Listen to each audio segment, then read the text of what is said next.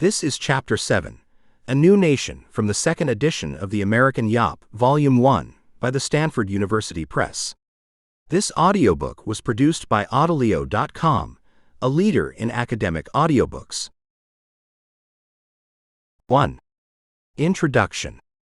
On July 4, 1788, Philadelphians turned out for a grand federal procession in honor of the new national constitution. Workers in various trades and professions demonstrated their crafts. Blacksmiths carted around a working forge, on which they symbolically beat swords into farm tools. Potters proudly carried a sign paraphrasing from the Bible, "The potter hath power over his clay," linking God's power with an artisan's work and a citizen's control over the country. Christian clergymen meanwhile marched arm in arm with Jewish leaders. The grand procession represented what many Americans hoped the United States would become: a diverse but cohesive, prosperous nation. Over the next few years, Americans would celebrate more of these patriotic holidays. In April 1789, for example, thousands gathered in New York to see George Washington take the presidential oath of office. That November, Washington called his fellow citizens to celebrate with a day of thanksgiving, particularly for the peaceable and rational manner in which the government had been established. But the new nation was never as cohesive as its champions had hoped. Although the officials of the new federal government and the people who supported it placed great emphasis on unity and cooperation, the country was often anything but unified. The Constitution itself had been a controversial document adopted to strengthen the government so that it could withstand internal conflicts. Whatever the later celebrations, the new nation had looked to the future with uncertainty. Less than 2 years before the national celebrations of 1788 and 1789, the United States had faced the threat of collapse. 2. Shays's Rebellion. In 1786 and 1787, a few years after the Revolution ended, thousands of farmers in western Massachusetts were struggling under a heavy burden of debt. Weak local and national economies made their problems worse. Many political leaders saw both the debt and the struggling economy as a consequence of the Articles of Confederation, which provided the federal government with no way to raise revenue and did little to create a cohesive nation out of the various states. The farmers wanted the Massachusetts government to protect them from their creditors, but the state supported the lenders instead. As creditors threatened to foreclose on their property, many of these farmers, including Revolutionary War veterans, took up arms. Led by a fellow veteran named Daniel Shays, these armed men, the Shaysites, resorted to tactics like the Patriots had used before the Revolution, forming blockades around courthouses to keep judges from issuing foreclosure orders. These protesters saw their cause and their methods as an extension of the spirit of 1776. They were protecting their rights and demanding redress for the people's grievances. Governor James Bowdoin, however, saw the Shaysites as rebels who wanted to rule the government through mob violence. He called up thousands of militiamen to disperse them. A former Revolutionary general, Benjamin Lincoln, led the state force, insisting that Massachusetts must prevent a state of anarchy, confusion, and slavery. In January 1787, Lincoln's militia arrested more than 1,000 Shaysites and reopened the courts. Daniel Shays and other leaders were indicted for treason, and several were sentenced to death, but eventually Shays and most of his followers received pardons. Their protest, which became known as Shays's Rebellion, generated intense national debate. While some Americans, like Thomas Jefferson, thought a little rebellion now and then helped keep the country free, others feared the nation was sliding toward anarchy and complained that the states could not maintain control. For nationalists like James Madison of Virginia, Shays's Rebellion was a prime example of why the country needed a strong central government. Liberty, Madison warned, may be endangered by the abuses of liberty as well as the abuses of power. 3. The Constitutional Convention. The uprising in Massachusetts convinced leaders around the country to act. After years of goading by James Madison and other nationalists, delegates from 12 of the 13 states met at the Pennsylvania State House in Philadelphia in the summer of 1787. Only Rhode Island, declined to send a representative. The delegates arrived at the convention with instructions to revise the Articles of Confederation. The biggest problem the convention needed to solve was the federal government's inability to levy taxes. That weakness meant that the burden of paying back debt from the Revolutionary War fell on the states. The states, in turn, found themselves beholden to the lenders who had bought up their war bonds. That was part of why Massachusetts had chosen to side with its wealthy bondholders over poor Western farmers. James Madison, however, had no intention of simply revising the Articles of Confederation. He intended to produce a completely new national constitution. In the preceding year, he had completed 2 extensive research projects, one on the history of government in the United States, the other on the history of republics around the world. He used this research as the basis for a proposal he brought with him to Philadelphia. It came to be called the Virginia Plan, named after Madison's home state. The Virginia Plan was daring.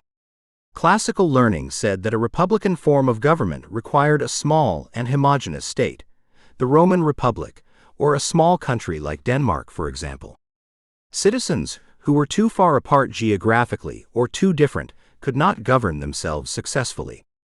Conventional wisdom said the United States needed to have a very weak central government, which should simply represent the states on certain matters they had in common. Otherwise, power should stay at the state or local level. But Madison's research had led him in a different direction. He believed it was possible to create an extended republic encompassing a diversity of people, climates, and customs. The Virginia Plan, therefore, proposed that the United States should have a strong federal government. It was to have 3 branches, legislative, executive, and judicial, with the power to act on any issues of national concern. The legislature, or Congress, would have 2 houses, in which every state would be represented according to its population size or tax base. The national legislature would have veto power over state laws. Other delegates to the convention generally agreed with Madison that the Articles of Confederation had failed. But they did not agree on what kind of government should replace them. In particular, they disagreed about the best method of representation in the new Congress. Representation was an important issue that influenced a host of other decisions, including deciding how the national executive branch should work, what specific powers the federal government should have, and even what to do about the divisive issue of slavery. For more than a decade, each state had enjoyed a single vote in the Continental Congress. William Patterson's New Jersey Plan proposed to keep things that way. The Connecticut delegate Roger Sherman, furthermore, argued that members of Congress should be appointed by the state legislatures. Ordinary voters, Sherman said, lacked information, were constantly liable to be misled, and should have as little to do as may be about most national decisions. Large states, however, preferred the Virginia Plan, which would give their citizens far more power over the legislative branch. James Wilson of Pennsylvania argued that since the Virginia Plan would vastly increase the powers of the national government, representation should be drawn as directly as possible from the public. No government, he warned, could long subsist without the confidence of the people. Ultimately, Roger Sherman suggested a compromise. Congress would have a lower house, the House of Representatives, in which state population determined the number of representative members, and an upper house, which became the Senate, in which each state would have 1 vote. This proposal, after months of debate, was adopted in a slightly altered form as the Great Compromise. Each state would have 2 senators who could vote independently.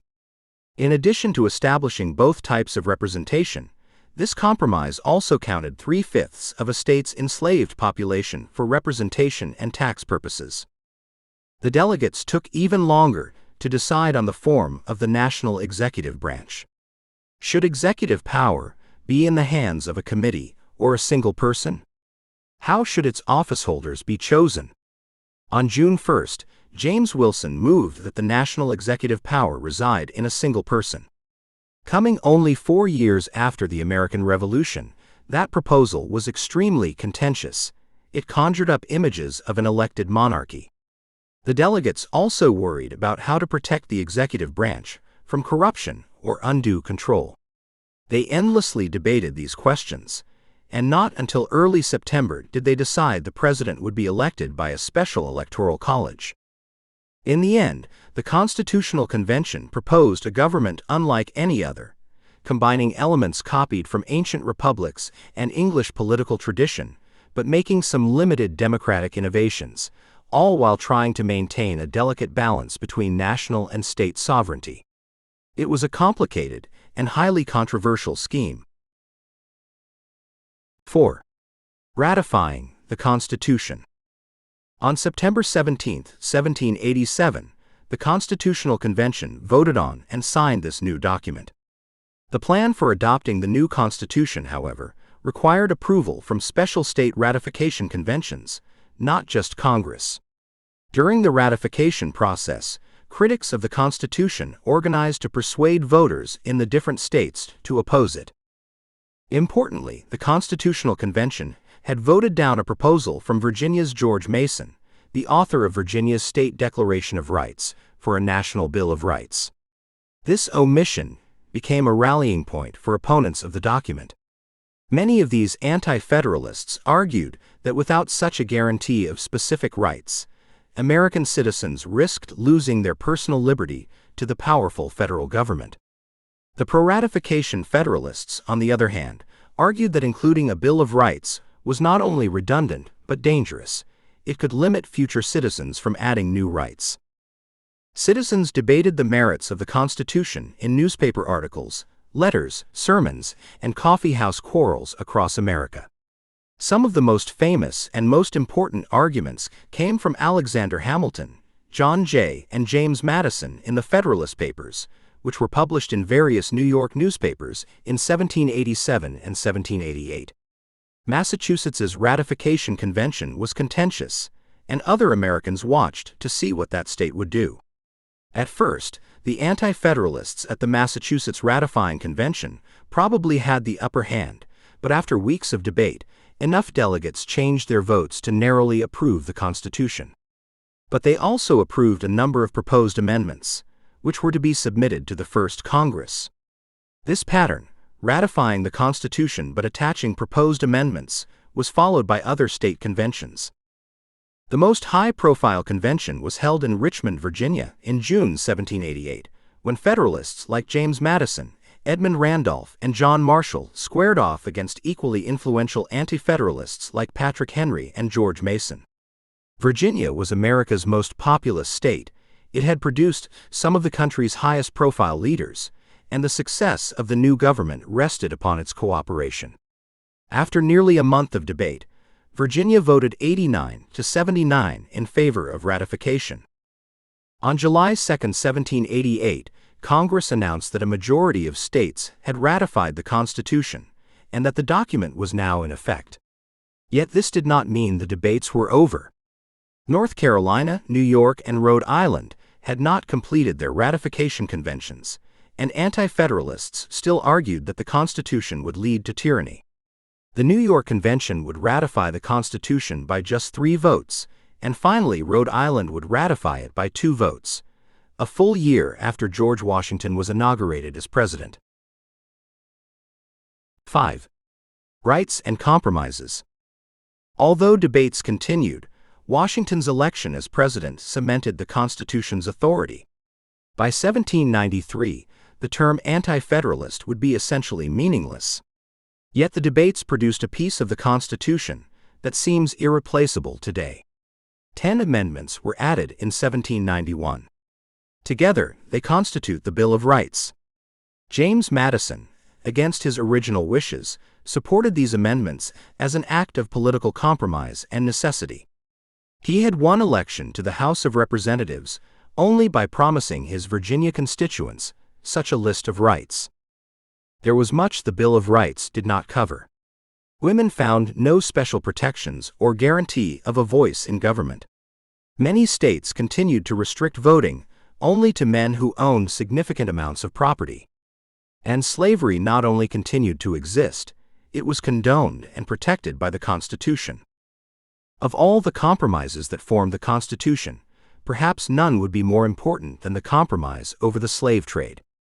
Americans generally perceived the transatlantic slave trade as more violent and immoral than slavery itself.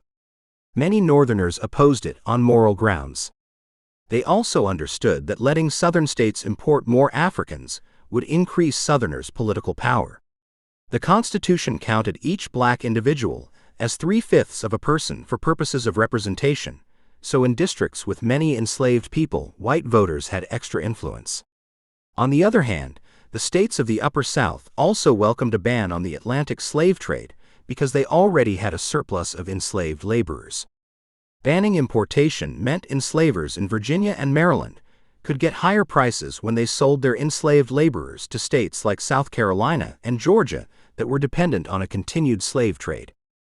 New England and the Deep South agreed to what was called a dirty compromise at the Constitutional Convention in 1787. New Englanders agreed to include a constitutional provision that protected the foreign slave trade for 20 years. In exchange, South Carolina and Georgia delegates had agreed to support a constitutional clause that made it easier for Congress to pass commercial legislation. As a result, the Atlantic slave trade resumed until 1808, when it was outlawed for 3 reasons.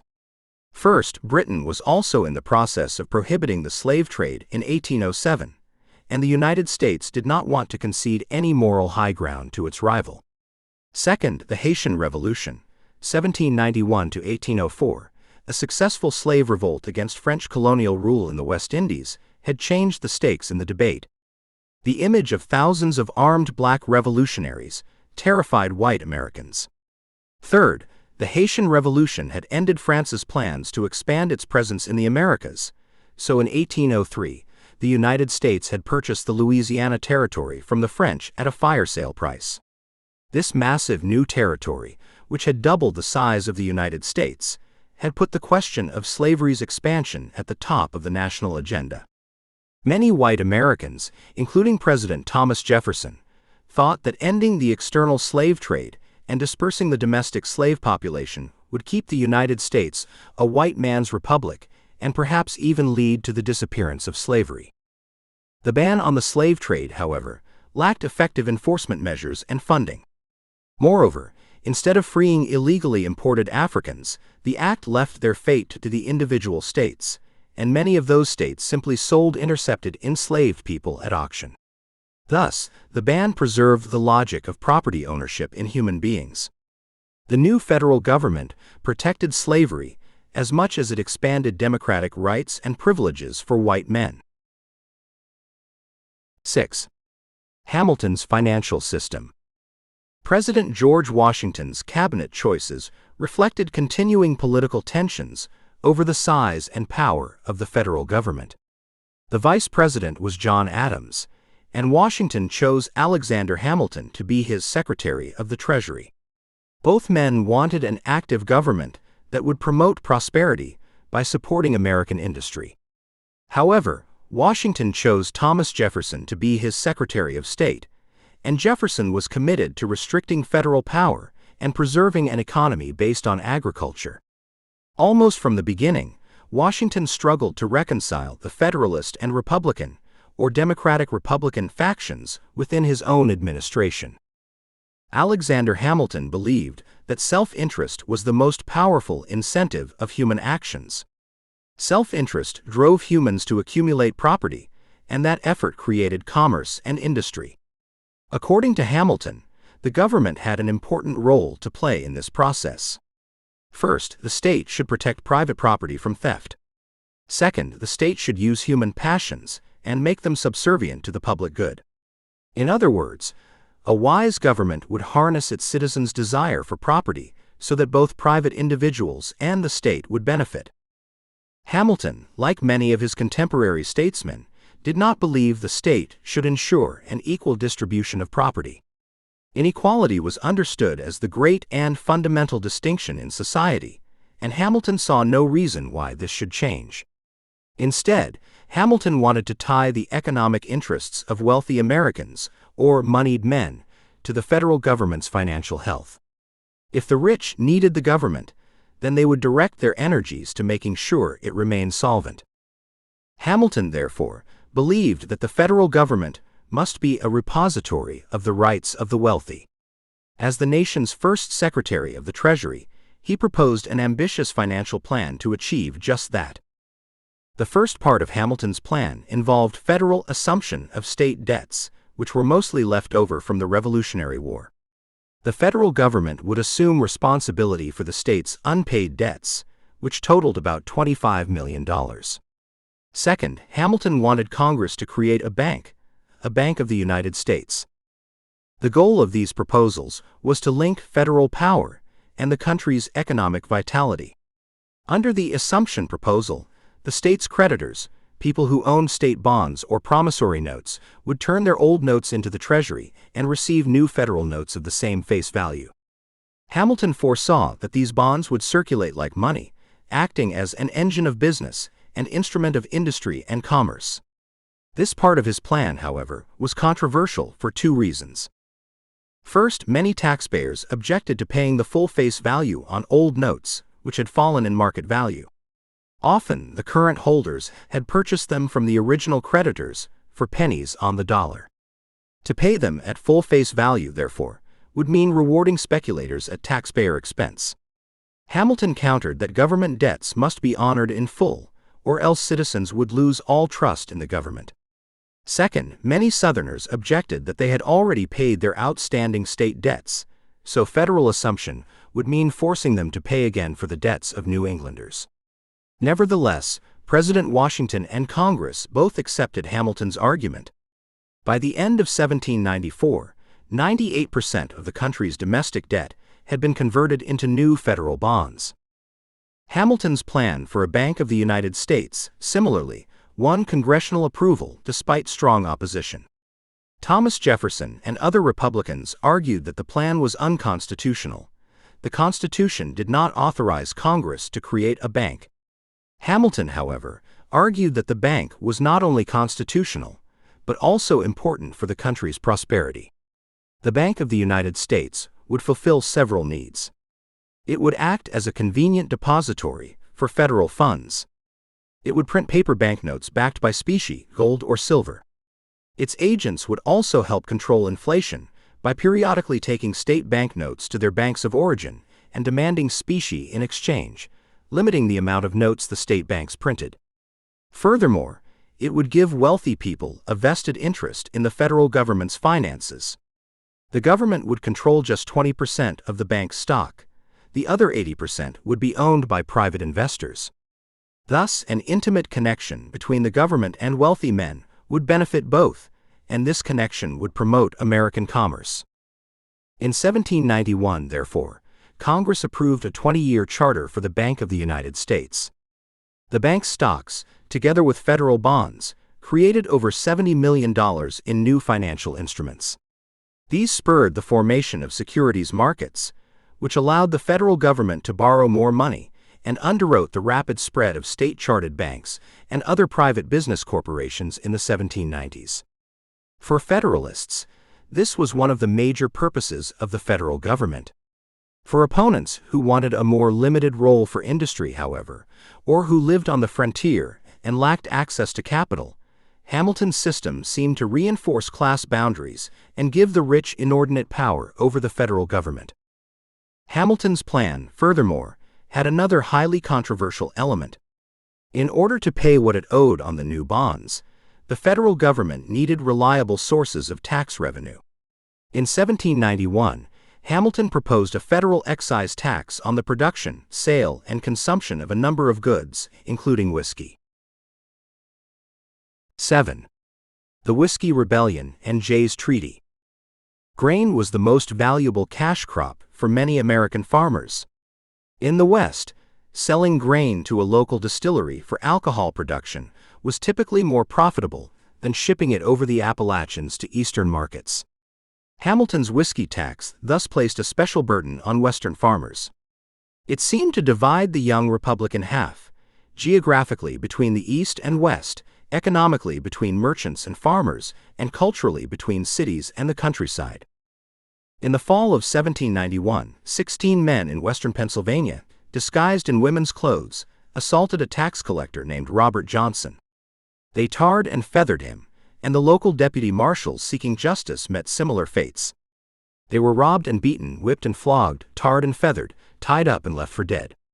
The rebel farmers also adopted other protest methods from the Revolution and Shays's Rebellion, writing local petitions and erecting liberty poles. For the next 2 years, tax collections in the region dwindled. Then, in July 1794, groups of armed farmers attacked federal marshals and tax collectors, burning down at least 2 tax collectors' homes. At the end of the month, an armed force of about 7,000, led by the radical attorney David Bradford, robbed the U.S. mail and gathered about 8 miles east of Pittsburgh. President Washington responded quickly.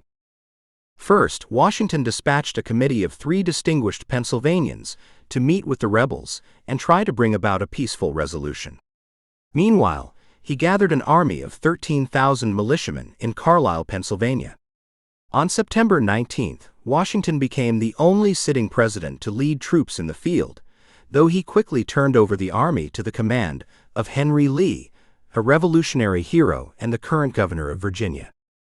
As the Federal Army moved westward, the farmers scattered. Hoping to make a dramatic display of federal authority, Alexander Hamilton oversaw the arrest and trial of a number of rebels. Many were released because of a lack of evidence, and most of those who remained, including 2 men sentenced to death for treason, were soon pardoned by the president. The Whiskey Rebellion had shown that the federal government was capable of quelling internal unrest. But it also demonstrated that some citizens, especially poor Westerners, viewed it as their enemy. Around the same time, another national issue also aroused fierce protest. Along with his vision of a strong financial system, Hamilton also had a vision of a nation busily engaged in foreign trade. In his mind, that meant pursuing a friendly relationship with one nation in particular, Great Britain. America's relationship with Britain since the end of the Revolution had been tense, partly because of warfare between the British and French. Their naval war threatened American shipping, which was already risky and expensive, while the impressment of men into Britain's navy terrorized American sailors. Nevertheless, President Washington was conscious of American weakness and was determined not to take sides. In April 1793, he officially declared that the United States would remain neutral.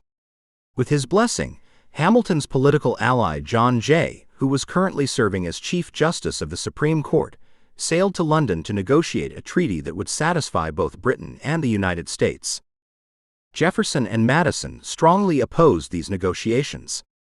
They mistrusted Britain and saw the treaty as the American government favoring Britain over France. The French had recently overthrown their own monarchy, and Republicans thought the United States should be glad to have the friendship of a new revolutionary state. They also suspected that a treaty with Britain would favor northern merchants and manufacturers over the agricultural South. In November 1794, despite their misgivings, John Jay signed a treaty of amity, commerce, and navigation with the British. Jay's Treaty, as it was commonly called, required Britain to abandon its military positions in the Northwest Territory, especially Fort Detroit, Fort Mackinac, and Fort Niagara, by 1796. Britain also agreed to compensate American merchants for their losses. The United States, in return, agreed to treat Britain as its most prized trade partner, which meant tacitly supporting Britain in its current conflict with France. Unfortunately, Jay had failed to secure an end to impressment. For Federalists, this treaty was a significant accomplishment. Jay's treaty gave the United States, a relatively weak power, the ability to stay officially neutral in European wars, and it preserved American prosperity by protecting trade. For Jefferson's Republicans, however, the treaty was proof of Federalist treachery. The Federalists had sided with the monarchy against a republic, and they had submitted to British influence in American affairs without even ending impressment. In Congress, debate over the treaty transformed the Federalists and Republicans from temporary factions into 2 distinct, though still loosely organized, political parties. 8. The French Revolution and the limits of liberty. In part, the Federalists were turning toward Britain because they feared the most radical forms of democratic thought. In the wake of Shays's Rebellion, the Whiskey Rebellion, and other internal protests, Federalists sought to preserve social stability. The course of the French Revolution seemed to justify their concerns. In 1789, news had arrived in America that the French had revolted against their king. Most Americans imagined that liberty was spreading from America to Europe, carried there by the returning French heroes who had taken part in the American Revolution. Initially, nearly all Americans had praised the French Revolution. Towns all over the country hosted speeches and parades on July 14th to commemorate the day it began. Women had worn neoclassical dress to honor Republican principles, and men had pinned revolutionary cockades to their hats. John Randolph, a Virginia planter, named two of his favorite horses Jacobin and Sansculotte after French revolutionary factions. In April 1793, a new French ambassador, citizen Edmond Charles Genet, arrived in the United States. During his tour of several cities, Americans greeted him with wild enthusiasm. Citizen Genet encouraged Americans to act against Spain, a British ally, by attacking its colonies of Florida and Louisiana. When President Washington refused, Genet threatened to appeal to the American people directly. In response, Washington demanded that France recall its diplomat. In the meantime, however, Genet's faction had fallen from power in France. Knowing that a return home might cost him his head, he decided to remain in America. Genet's intuition was correct. A radical coalition of revolutionaries had seized power in France. They initiated a bloody purge of their enemies, the Reign of Terror. As Americans learned about Genet's impropriety and the mounting body count in France, many began to have second thoughts about the French Revolution. Americans who feared that the French Revolution was spiraling out of control tended to become Federalists. Those who remained hopeful about the Revolution tended to become Republicans. Not deterred by the violence, Thomas Jefferson declared that he would rather see half the earth desolated than see the French Revolution fail. "Were there but an Adam and an Eve left in every country and left free," he wrote, "it would be better than as it now is."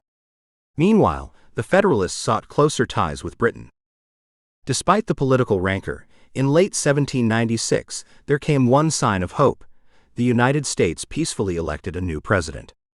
For now, as Washington stepped down and executive power changed hands, the country did not descend into the anarchy that many leaders feared. The new president was John Adams, Washington's vice president. Adams was less beloved than the old general, and he governed a deeply divided nation. The foreign crisis also presented him with a major test. In response to Jay's Treaty, the French government authorized its vessels to attack American shipping. To resolve this, President Adams sent envoys to France in 1797. The French insulted these diplomats. Some officials, whom the Americans codenamed X, Y, and Z in their correspondence, hinted that negotiations could begin only after the Americans offered a bribe. When the story became public, this XYZ affair infuriated American citizens. Dozens of towns wrote addresses to President Adams, pledging their support against France. Many people seemed eager for war. "Millions for defense," toasted South Carolina Representative Robert Goodloe Harper, but not 1 cent for tribute. By 1798, the people of Charleston watched the ocean's horizon apprehensively because they feared the arrival of the French Navy at any moment. Many people now worried that the same ships that had aided Americans during the Revolutionary War might discharge an invasion force on their shores. Some Southerners were sure that this force would consist of black troops from France's Caribbean colonies, who would attack the southern states and cause their enslaved laborers to revolt. Many Americans also worried that France had covert agents in the country.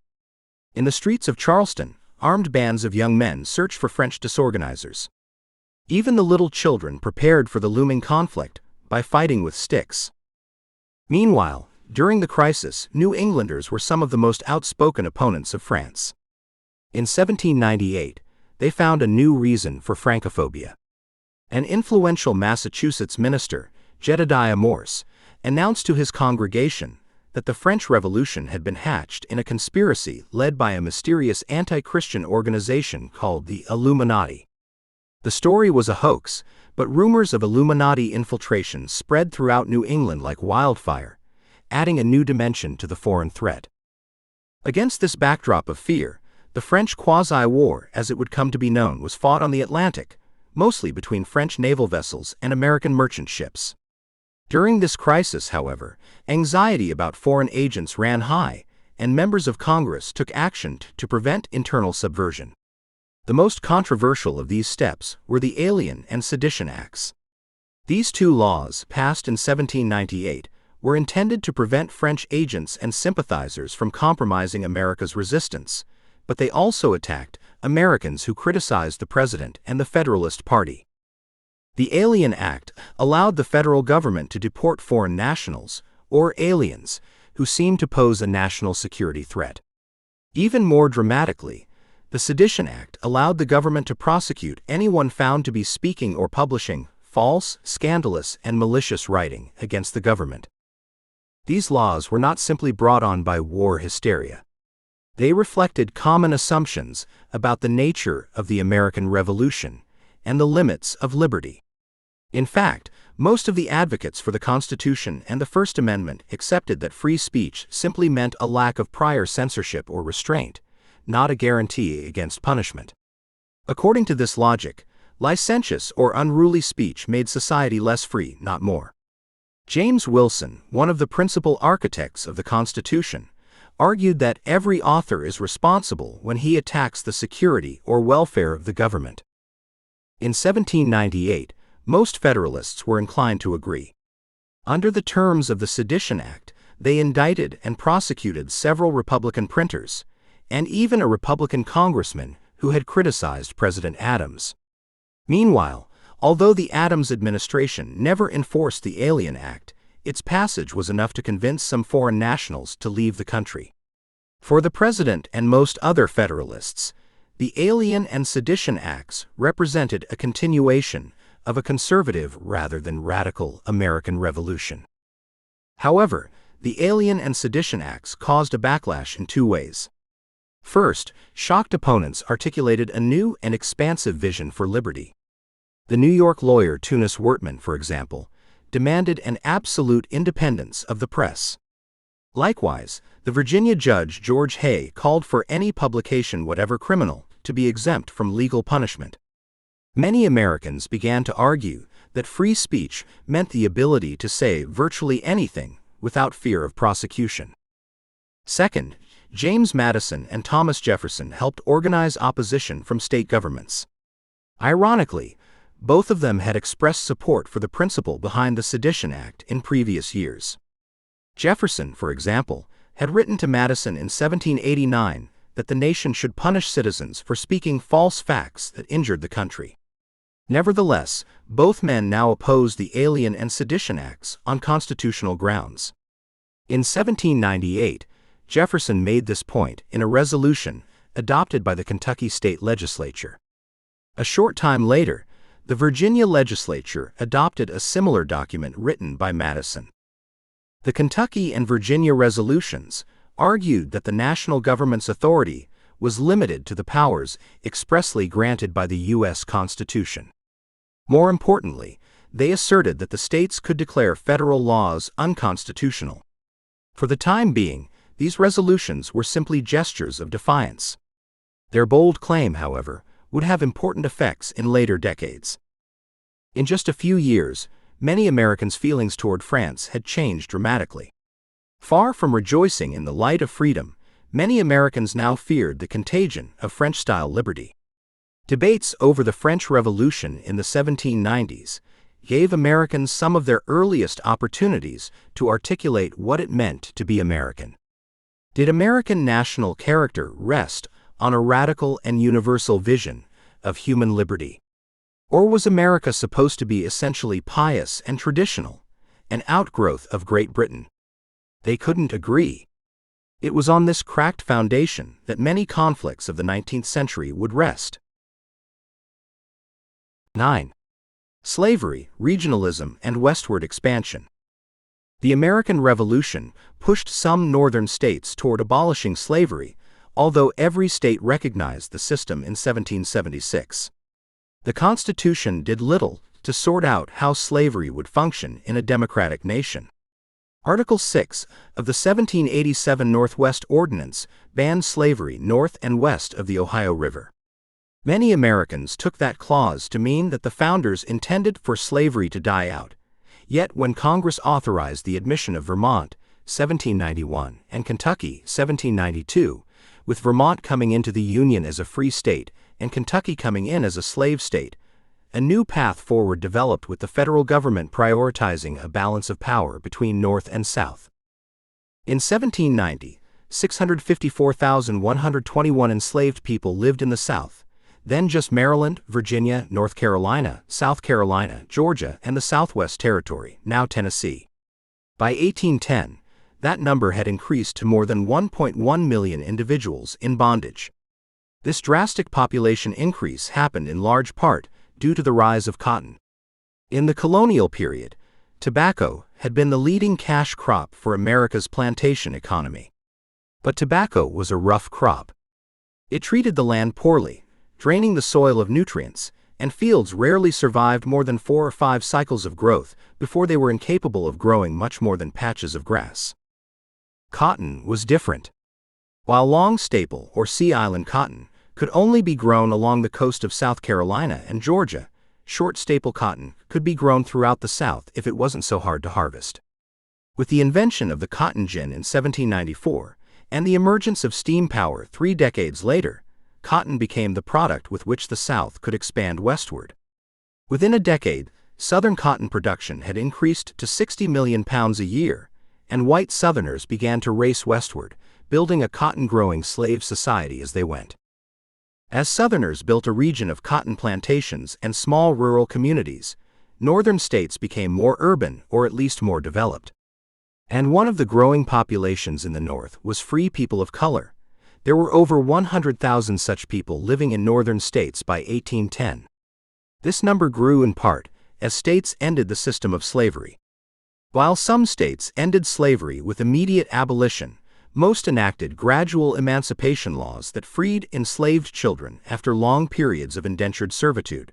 For example, Pennsylvania's Emancipation Act of 1780 stipulated that freed children must serve an indenture term of 28 years to compensate the enslaver's loss. James Mars, a young man indentured under this system in Connecticut, risked being thrown in jail when he protested the arrangement that kept him bound to his mother's enslaver until age 25. As Northern states ended the system of slavery, they also uncovered challenges to American democracy.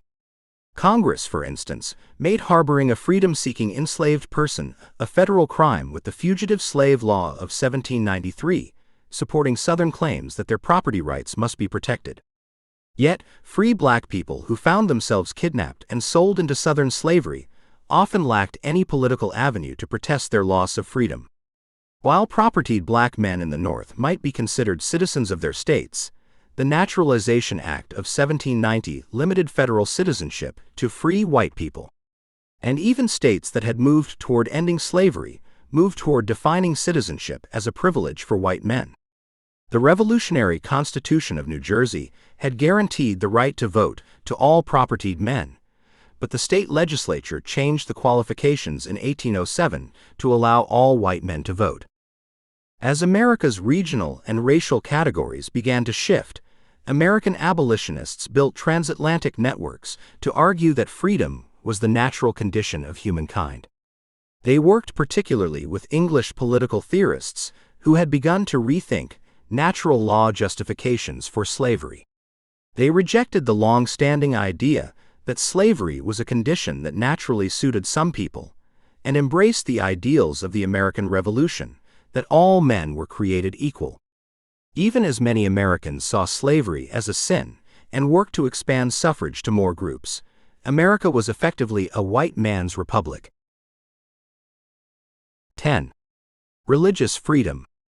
One reason the debates over the French Revolution became so heated was that Americans were unsure about their own religious future. The Illuminati scare of 1798 was just one manifestation of this fear. Across the United States, a slow but profound shift in attitudes toward religion and government began. In 1776, none of the American state governments observed the separation of church and state. On the contrary, all 13 states either had established official and tax-supported state churches, or at least required their officeholders to profess a certain faith. Most officials believed this was necessary to protect morality and social order. Over the next 6 decades, however, that changed.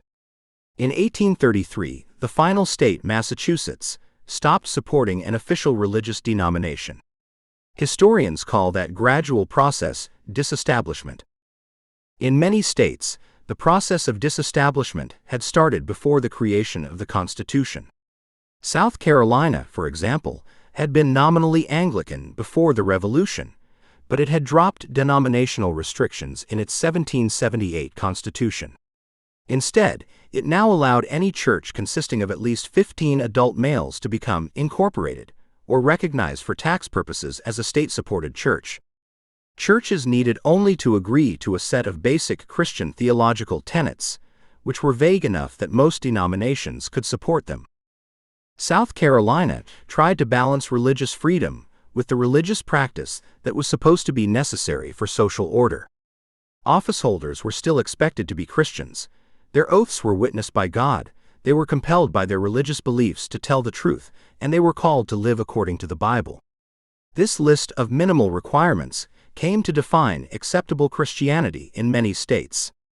As new Christian denominations proliferated between 1780 and 1840, however, more and more Christians fell outside this definition. South Carolina continued its general establishment law until 1790, when a constitutional revision removed the Establishment Clause and religious restrictions on officeholders. Many other states, though, continued to support an established church well into the 19th century. The federal Constitution did not prevent this.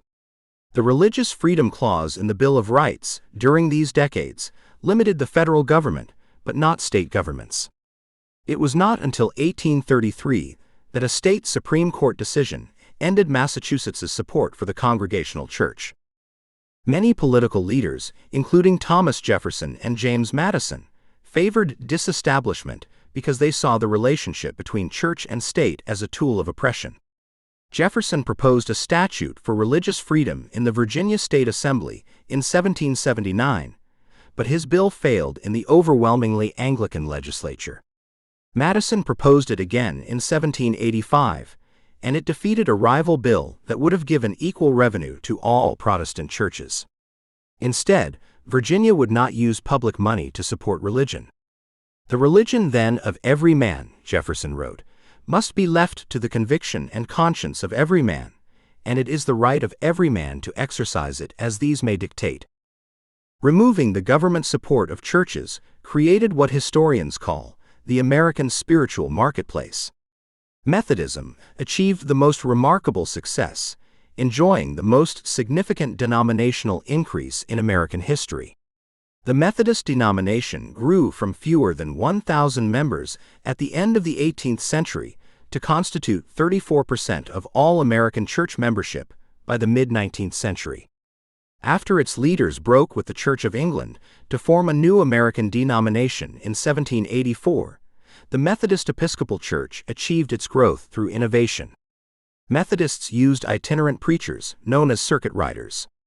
These men, and the occasional woman, won converts by pushing west with the expanding United States over the Alleghenies and into the Ohio River Valley, bringing religion to new settlers hungry to have their spiritual needs addressed. At the federal level, the delegates to the Constitutional Convention of 1787 easily agreed that the national government should not have an official religion. This principle was upheld in 1791 when the First Amendment was ratified, with its guarantee of religious liberty. The limits of federal disestablishment, however, required discussion. The federal government, for example, supported Native American missionaries and congressional chaplains.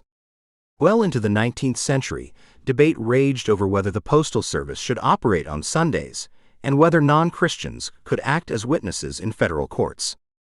Americans continued to struggle to understand what it meant for Congress not to establish a religion.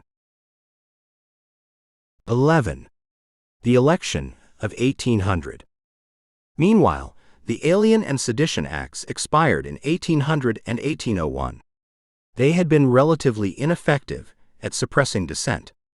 On the contrary, they were much more important for the loud reactions they had inspired. They had helped many Americans decide what they didn't want from their national government. By 1800, therefore, President Adams had lost the confidence of many Americans. They had let him know it. In 1798, for instance, he had issued a national Thanksgiving proclamation. Instead of enjoying a day of celebration and thankfulness, fear of rioters forced Adams and his family to flee the capital city of Philadelphia. The president's prickly independence had also put him at odds with Alexander Hamilton, the leader of his own party, who offered him little support. After 4 years in office, Adams found himself widely reviled. In the election of 1800, therefore, the Republicans defeated Adams in a bitter and complicated presidential race. During the election, one Federalist newspaper article predicted that a Republican victory would fill America with murder, robbery, rape, adultery, and incest. A Republican newspaper, on the other hand, flung sexual slurs against President Adams, saying he had neither the force and firmness of a man, nor the gentleness and sensibility of a woman. Both sides predicted disaster and possibly war if the other should win. In the end, the contest came down to a tie between two Republicans, Thomas Jefferson of Virginia and Aaron Burr of New York, who each had 73 electoral votes. Adams had 65. Burr was supposed to be a candidate for vice president, not president, but under the Constitution's original rules, a tie-breaking vote had to take place in the House of Representatives. It was controlled by Federalists, bitter at Jefferson. House members voted dozens of times without breaking the tie. On the 36th ballot, Thomas Jefferson emerged victorious. Republicans believed they had saved the United States from grave danger. An assembly of Republicans in New York City called the election a bloodless revolution. They thought of their victory as a revolution in part because the Constitution and 18th-century political theory made no provision for political parties. The Republicans thought they were fighting to rescue the country from an aristocratic takeover, not just taking part in a normal constitutional process.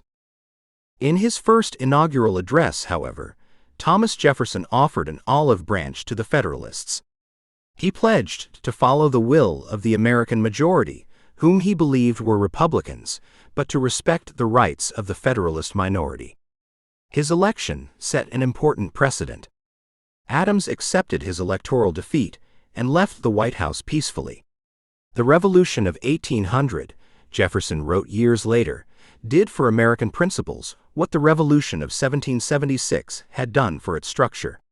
But this time, the revolution was accomplished not by the sword, but by the rational and peaceable instrument of reform, the suffrage of the people. 4 years later, when the 12th Amendment changed the rules for presidential elections to prevent future deadlocks, it was designed to accommodate the way political parties worked. Despite Adams's and Jefferson's attempts to tame party politics, though, the tension between federal power and the liberties of states and individuals would exist long into the 19th century. And while Jefferson's administration attempted to decrease federal influence, Chief Justice John Marshall, an Adams appointee, worked to increase the authority of the Supreme Court. These competing agendas clashed most famously in the 1803 case of Marbury v. Madison, which Marshall used to establish a major precedent. The Marbury case seemed insignificant at first. The night before leaving office in early 1801, Adams had appointed several men to serve as justices of the peace in Washington, D.C. By making these midnight appointments, Adams had sought to put Federalists into vacant positions at the last minute. On taking office, however, Jefferson and his Secretary of State, James Madison, had refused to deliver the federal commissions to the men Adams had appointed. Several of the appointees, including William Marbury, sued the government, and the case was argued before the Supreme Court. Marshall used Marbury's case to make a clever ruling. On the issue of the commissions, the Supreme Court ruled in favor of the Jefferson administration. But Chief Justice Marshall went further in his decision, ruling that the Supreme Court reserved the right to decide whether an act of Congress violated the Constitution. In other words, the court assumed the power of judicial review. This was a major and lasting blow to the Republican agenda, especially after 1810, when the Supreme Court extended judicial review to state laws. Jefferson was particularly frustrated by the decision, arguing that the power of judicial review would make the judiciary a despotic branch. 12. Conclusion. A grand debate over political power engulfed the young United States. The Constitution ensured that there would be a strong federal government capable of taxing, waging war, and making law, but it could never resolve the young nation's many conflicting constituencies. The Whiskey Rebellion proved that the nation could stifle internal dissent, but exposed a new threat to liberty. Hamilton's banking system provided the nation with credit, but also constrained frontier farmers. The Constitution's guarantee of religious liberty conflicted with many popular prerogatives. Dissension only deepened, and as the 1790s progressed, Americans became bitterly divided over political parties and foreign war. During the ratification debates, Alexander Hamilton had written of the wonders of the Constitution. "A nation without a national government," he wrote, "would be an awful spectacle." But he added, "The establishment of a constitution in time of profound peace, by the voluntary consent of a whole people, is a prodigy, a miracle that should be witnessed with trembling anxiety." Anti-Federalists had grave concerns about the Constitution, but even they could celebrate the idea of national unity. By 1795, even the staunchest critics would have grudgingly agreed with Hamilton's convictions about the Constitution. Yet these same individuals could also take the cautions in Washington's 1796 farewell address to heart. "There is an opinion," Washington wrote, "that parties in free countries are useful checks upon the administration of the government and serve to keep alive the spirit of liberty." This, he conceded, was probably true, but in a republic, he said, the danger was not too little partisanship, but too much. "A fire not to be quenched," Washington warned. "It demands a uniform vigilance to prevent its bursting into a flame, lest instead of warming it should consume." For every parade, Thanksgiving proclamation, or grand procession honoring the unity of the nation, there was also some political controversy reminding American citizens of how fragile their union was. And as party differences and regional quarrels tested the federal government, the new nation increasingly explored the limits of its democracy. This has been Chapter 7, A New Nation, from the second edition of the American Yawp, Volume 1, by the Stanford University Press. This audiobook was produced by Audileo.com, a leader in academic audiobooks.